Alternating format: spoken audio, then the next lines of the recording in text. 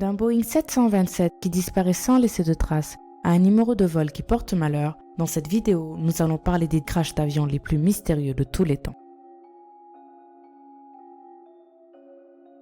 L'aviatrice Amelia Earhart détient déjà quantité de records lorsqu'elle prend le départ d'un tour du monde en 1937. Après un premier essai infructueux en mars, elle se lance à nouveau en juin, avec son mécano Fred Noonan à bord du bimoteur Lockheed Electra. Amérique du Sud, Afrique, Asie, les escales se multiplient jusqu'aux environs de l'île Howland où l'on perd la trace de l'avion. La thèse de la panne est généralement évoquée. D'autres, notamment l'idée qu'elle ait pu être abattue par l'armée japonaise, ne sont pas étayées. Le 31 octobre 1999, le Boeing 767 de la compagnie égyptienne à destination du Caire quitte l'aéroport John F. Kennedy de New York. À 1h du matin, il s'écrase dans l'Atlantique. Les 217 passagers et membres d'équipage meurent. Les causes de l'accident sont toujours discutées. Pour les enquêteurs américains, cet accident a été provoqué par le copilote. Jamil El Battouti vient en effet de recevoir un blâme pour faute professionnelle. Un des dirigeants d'Egypt Air, passager du vol, l'aurait prévenu quelques jours plus tôt. Le New York-Le Caire serait son dernier vol. L'intéressé aurait répondu « Ce sera le dernier vol pour vous aussi ».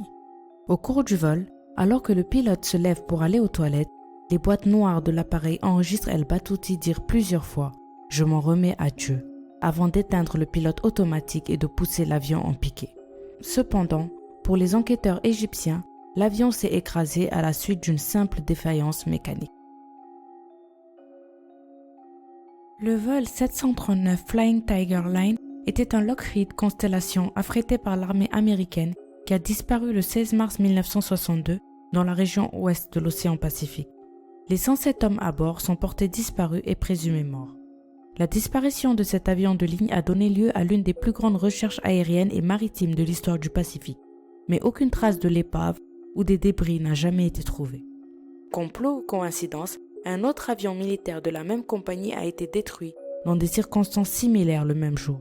Cela a alimenté de nombreuses théories de complot et de sabotage de la part des médias.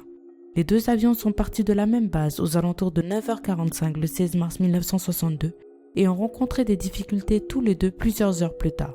Le deuxième avion s'est tout bonnement écrasé dans les îles Aléoutiennes et a pris feu.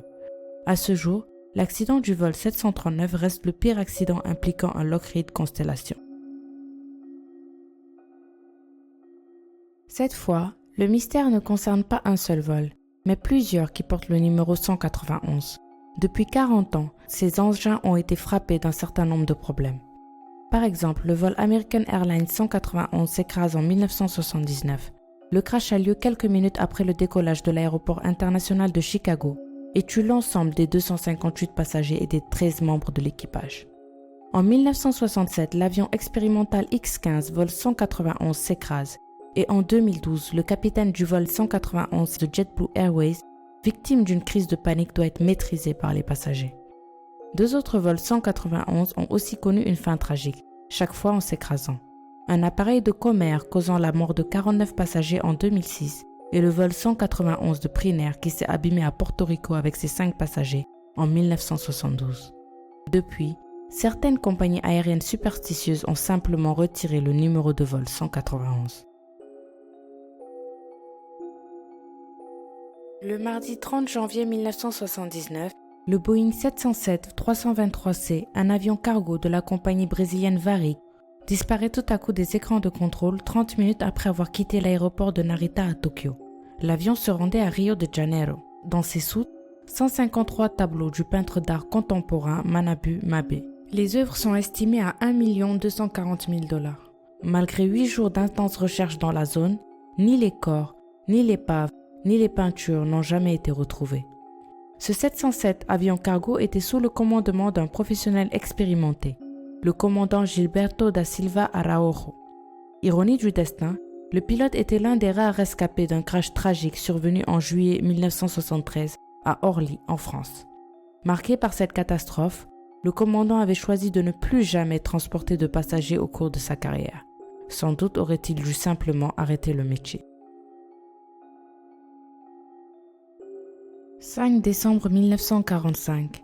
Le vol 19 de l'US Navy se volatilise entièrement alors qu'il survole le nord des Bahamas, zone située dans le mystérieux triangle des Bermudes. Un hydravion parti à son secours disparaît à son tour dans la soirée du 5 décembre 1945 avec 13 personnes à bord. Ces disparitions inexpliquées font l'objet d'hypothèses les plus folles. Trous noirs, extraterrestres, aimants magnétiques. Le triangle des Bermudes continue encore aujourd'hui de susciter des interrogations, d'autant que plus de 90 avions en tout auraient disparu dans cette zone. Le 25 mai 2003, un Boeing 727 d'American Airlines qui assurait le vol 844 AA de l'aéroport de Luanda en Angola se trouvait sur une piste de l'aéroport où il devait être préparé pour son prochain vol. L'officier mécanicien américain Ben Charles Padilla et son assistant congolais John Michael Mutantu étaient chargés de ces travaux et ils se trouvaient à bord de l'appareil. Mutantu était un simple mécanicien et Ben Charles Padilla n'avait absolument pas le droit de faire voler l'avion.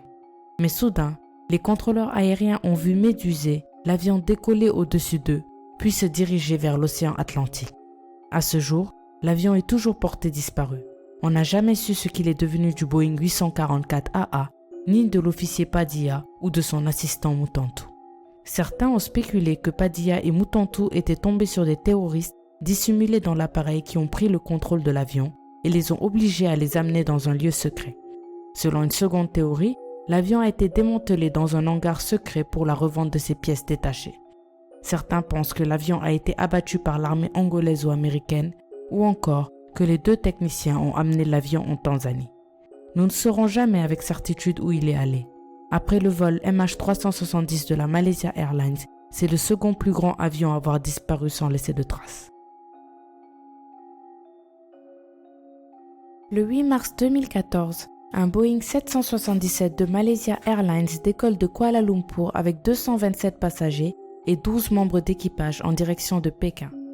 L'appareil est piloté par Zachary Ahmad Shah, 53 ans, un commandant très respecté avec 33 ans d'expérience dans la compagnie nationale de la Malaisie. Son copilote est Farouk Abdul Hamid, 27 ans. Juste avant de rentrer dans l'espace aérien du Vietnam, quelqu'un envoie du cockpit un dernier message au contrôleur aérien de Malaisie. Il est 1h19.